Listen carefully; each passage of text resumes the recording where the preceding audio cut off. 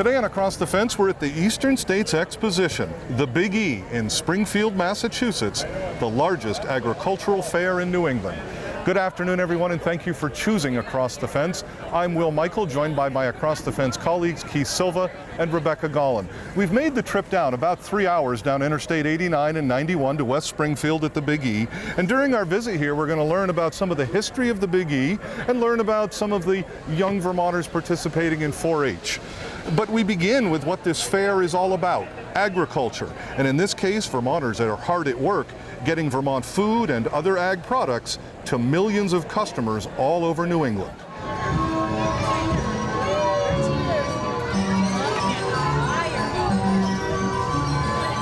Joining me is Lauren Masseria. She's a senior market development specialist with Vermont's Agency of Agriculture, Food and Markets. Good to see you. Thanks for having us. Yeah, thank you for coming. Tell us a little bit about why the Big E is important to Vermont agriculture, and Vermont food producers. Yeah, so the Big E really presents an opportunity for over 30 Vermont vendors to have access to the southern New England market. So Massachusetts, Connecticut, Rhode Island, even people from Maine. We see 150,000 people a day in the Vermont building and over 1.5 million people throughout the duration of the fair. So this is an incredible opportunity for our Vermont vendors to showcase their high quality products and really an economic development opportunity for Vermont, which in turn will help make Vermont more affordable for the people who live there. And again, that's critically important because our markets in Vermont are in southern New England to reach those millions of people. Absolutely. What are some of the Vermont food producers who are here? So we have Vermont cheese, we have the Vermont Maple Sugar Makers Association, some value-added products like Vermont Smoke and Cure, Agricola Farm, Joe's Kitchen. I mean, we basically run the gamut. Sap Maple Beverages, Cold Hollow, they have cider, pies, the whole deal. 15 plus years Cold Hollow has been doing this. Many other booths here have been coming to show their products. So we come in, have wonderful staff, we drive the economy here in Massachusetts, and then hopefully bring people into Vermont. So it is a success for all, yes. And I see sometimes the same faces year after year, and they're like, oh, we came back for the apple pie, we came back for the donuts. And they tell their friends about that too. So people come in, I heard about your donuts. It is one, and the cider too, I don't want to forget that. So it's that word of mouth, and it makes us feel good about what we produce and introducing people to that. We are a chainsaw carving company, very small, mom and pop style. Me and my wife, I do the cutting, and she does the finish work on the bears. You've been doing this for how long, Charlie? 17 years. Beautiful stuff. Thank you very much. Does this make sense to you and your family and company economically? Is that fair? It sure does. One of the things, I mean, we literally start 6 months before carving for this show. We come here with close to 300 pieces of carved pieces, which takes almost 6 months. This is almost our 3/4 of our income for the year. I don't mean to put you on the spot, but could I ask, of those pieces that you brought down, will you take back a few? Will you take back half? We'll probably take back a handful, literally. So it works? It works really well. It works really well. Why is it important that the agency has a presence here? We want to not only show our support for the Vermont vendors, but also interact with people who are coming in. I mean, this is a huge market for us, and we want to make sure people know how important and authentic our building is. So that's a big reason.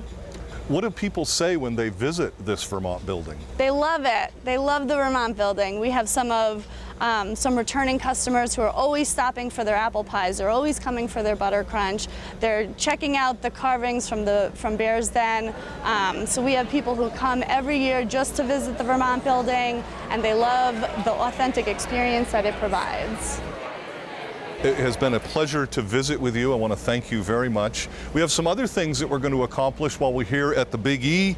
So to get the big picture on the Big E, let's join Keith Silva. Well, thank you very much, Will. I'm here with Gene Cassidy, who is the CEO of the Eastern States Exposition. Gene, the fair has started. It's here. That it has, and a grand scale too today. That's right. What's a little history? 101 years of the Eastern States Exposition. What's the history of this fair? So back in 1916, Joshua Brooks, he charmed the cattle industry that was having their National Dairy Show out in Chicago, and he charmed them and convinced them to come to West Springfield, Massachusetts. So in about 9 months' time, between late 1915 and early 1916, they conceived of the fairgrounds, they built a bunch of buildings, and the fair's been going on ever since. The National Dairy Show was staged here in 1916, it went back to Chicago in 1917, and we've created our own dairy and cattle shows, and horse shows, and llama shows, and swine shows, and poultry shows, and rabbit shows, and everything else since. We are on the Avenue of the States. What is the Avenue of States for someone who hasn't been to the Big E? You know, for me, I can speak, as somebody who's a lifelong patron of the fairgrounds, and I always kid, I used to sneak in, and then when I got too big to crawl over the fence or under the fence, I had to get a job here. But the Avenue of the States is really important. In my life as a child, I have great memories of being with my parents, going through the state, all of the state buildings. And Vermont is sort of a special way because, Vermont maple syrup was a real special thing. And it's much easier to get today than it was back then. But to this day, I get all my supply of Vermont maple syrup here in this building. And really got a testimony for, the way I started being here with my mom and dad and my brother. This is like wholesome Americana. It's the way life is meant to be. And the Avenue of States is a tremendous attraction because it's such a peaceful place. The buildings, of course, are very grand and elegant. And it really personifies in a great way Mr. Brooks's vision for the Eastern States as a mechanism to create commerce for all of New England. So each of the New England states are here. This is the Vermont's embassy located here in Western Massachusetts to really sell its story about why you want to come to Vermont. Why do you want to play in Vermont? Why do you want to invest in Vermont? Why do you want to buy Vermont products? Because they're really great, that's why. 17 dast of the Big E, Eastern States Exposition. What are some events you have coming up for folks that want to come down here? Well, very proudly, I touched a little bit about the National Dairy Show, but upcoming this Monday, the 25th, we'll have our cattle auction. So it's a 4-H, mostly 4-H. It's an open show, but mostly 4-H. The youth from throughout New England will be, their cattle are competing, and there'll be big beef auctions. So there'll be a lot of Vermonters, young kids who are selling their cattle off, and it's really important. I try to gin up as much excitement about that as I possibly can, because it's hard for a youngster coming from Vermont, northern Vermont, or maybe northern Maine, to build a constituency to sell their beef cattle. So we do the best we can to try to promote that, because it affords them an opportunity to either raise another head or put money in the bank to go to college. It's something we're really proud of. And of course, then there's, that's our core mission. And then all the other stuff that we do to attract people here. We've got CAM coming up this weekend. We've got Smash Mouth that will be appearing. And all the stuff that we do to try to get people to the fairgrounds and hopefully, get them into our ag area so they can be educated and increase their food literacy. Well, one of the things that you talked about was livestock and youth. Very key to the fair, has been since the beginning. Why is that so important for folks coming here who might be here for the Midway or some of the treats and things like that to see livestock and kids? That's a great question. I would say that it's more important, our mission today is more important than it was in 1916, because as we continuously, especially in the more urban areas, move away from our agrarian roots, our capacity, our food literacy becomes so diminished that I used to say that kids didn't know that milk came from a cow. They thought it came from the refrigerator. But now adults don't know that. And we do a lot of surveying, and I'm informed and I'm disappointed a lot and it reinforces our need to educate people, because I'm disappointed by the fact that people are so disconnected. And in our urban areas where there's a dearth of grocery stores, it's worse. And it makes our mission all that more important. It makes these young people who come down to participate in that cattle auction, those are the stars of the Big E. We have some important people that are on stage, but the most important people on the grounds are the people in our barns. Well, thank you very much. Education, entertainment, and learning here at the Big E. Let's join my colleague Rebecca Gallen, who's at the Marley Complex. Thanks, Keith. This is where all the 4-H and livestock events happen. The youth here are among the best in New England. We've got some awesome kids here. They have worked their way up through the ranks through their county shows, their state shows, and the selection committee to be selected to come down to their end goal show for the year. When they start their project in April, most of them have a goal set to come to the Big E, New England 4-H Dairy Show, and excel in the show down here. And we have an awesome set of kids and cattle down here representing the whole state of Vermont.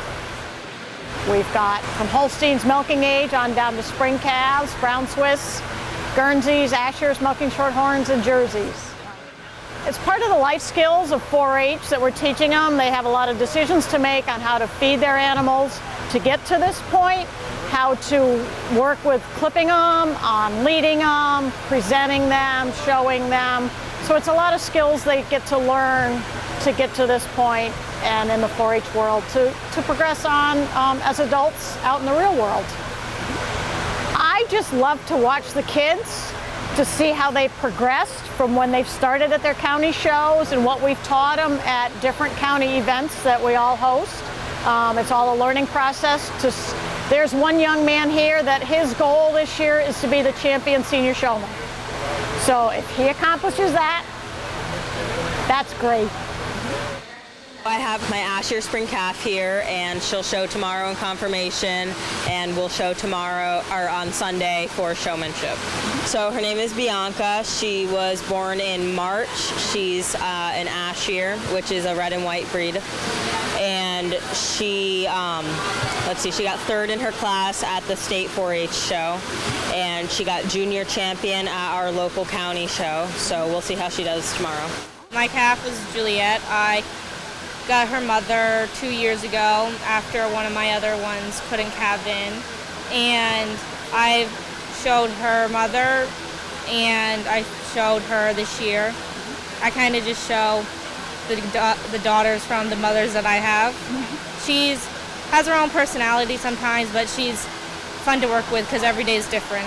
And how do you work with her or prepare her to get ready to come to a competition like that? I take her for long walks on days that I don't have much time to work with her. But then the days that I do, then I work on her pretending that she's actually in the show ring and setting her up. And I give her lots of baths and clip her so she's used to everything. Tomorrow I'm competing on the Vermont judging team for a competition, and it starts at 6:30 in the morning, and it's my first year doing that, so hopefully it goes well. We had practices throughout the summer and with our coaches, and then at the end of the summer they picked an A team and a B team, and I made it on the A team. I've learned a lot of teamwork and different life skills, and maybe I'll go into agriculture. I'm not really sure yet. What did it take for you to get here? Just a lot of work, just continuous, like every day working. Also just having a really nice calf that walks really nice, and she's very beautiful, and just continue a lot of work. Also a good support system. I have my sister and my mom who really encourage me and pushes me to go farther in showing. The competition is, the biggest here because we're out of state, and the biggest that 4-H usually goes to. And if you wanted to go up to a higher competition, there's many more larger shows.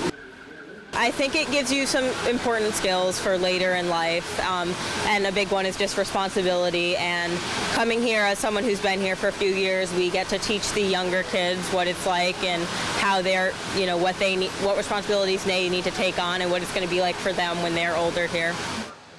I get a lot of knowledge just doing this, and you get really just aware of your surroundings when you have an animal, especially, because they can get spooked at many different things.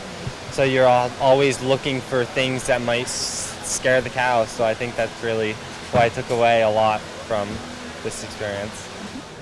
As we close out today's program from the Big E here in Springfield, just a reminder that this fair runs through Sunday, October 1st. For more information, including directions and tickets, visit the website on your screen, thebige.com. And don't forget, Saturday, September 23rd is Vermont Day. For Keith and Rebecca, I'm Will Michael. Thanks for choosing Across the Fence. We'll see you back here next time.